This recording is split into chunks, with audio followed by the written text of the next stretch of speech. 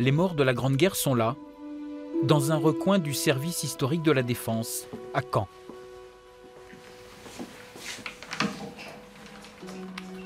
Cinq épis dans le fond d'un magasin, 70 mètres linéaires de boîtes garnies de fiches.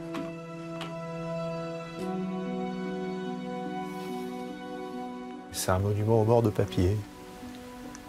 C'est un monument aux morts, des morts de l'armée française au sens très large. C'est-à-dire des morts venant de France, venant des colonies, venant des départements, territoires d'outre-mer. Il y a pratiquement, je dirais, tous les noms de famille, on va les retrouver là. Personne ne s'est jamais risqué à les dénombrer précisément.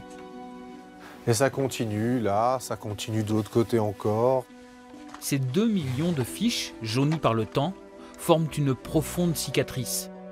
Celle que l'on a appelée la génération manquante repose sur ces étagères.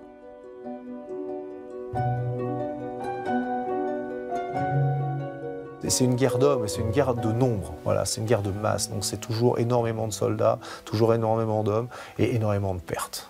Et donc ces pertes, voilà, on en a le résultat ici.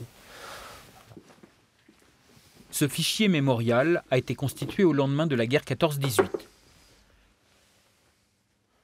Chaque petit bristol mentionne l'état civil du soldat, son unité, la date et le lieu de son décès. Quand on vous parle de l'offensive de Champagne, on vous dit voilà, il y a eu tant de milliers de morts. Mais tant de milliers de morts, c'est flou au fond. Et là, quand on arrive sur l'individu, bah oui, on peut savoir que bah oui, il a un nom. Il faut imaginer que voilà, dans vos doigts, là, vous tenez une vie. C'est tout ce qui reste d'eux, à part les souvenirs familiaux que vont entretenir les familles.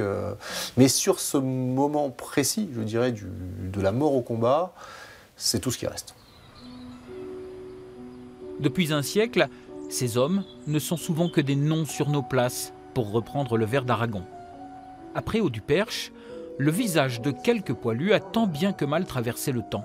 Parce qu'au sortir de la guerre, le curé de la paroisse avait lancé une souscription pour financer cet étonnant vitrail. 18 petits portraits se révèlent chaque matin au premier rayon du soleil.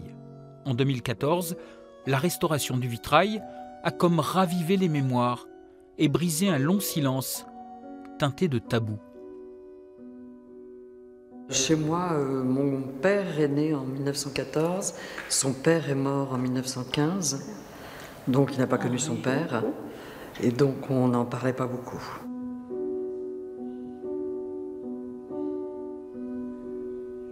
Quand on était enfant, c'était que des histoires. Et puis finalement, on en prend conscience après. On ouvre les livres, on ouvre les vieilles boîtes de famille, et on trouve des photos, des lettres et autres. Et là, ça prend une consistance différente parce qu'on est devenu adulte. Pendant 3 ans, l'écrivain Patrick Barre a suivi la trace de ces 18 poilus. Les photos extraites de son livre ont été prises à l'endroit même où ils ont laissé leur vie. On finit, nous, par oublier qu'ils ont été des hommes de chair et de sang, qui ont vécu, qui ont aimé, puis qui ont souffert. Et c'est cette humanité perdue, mais elle est perdue humainement par le temps, mais que je voulais ramener à la surface. Jules Ferry est mort de dysenterie et d'épuisement dans cette maison le 13 novembre 1918, au surlendemain de l'armistice.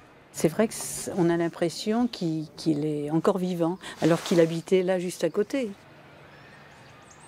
C'est vrai que notre famille revit un peu en même temps.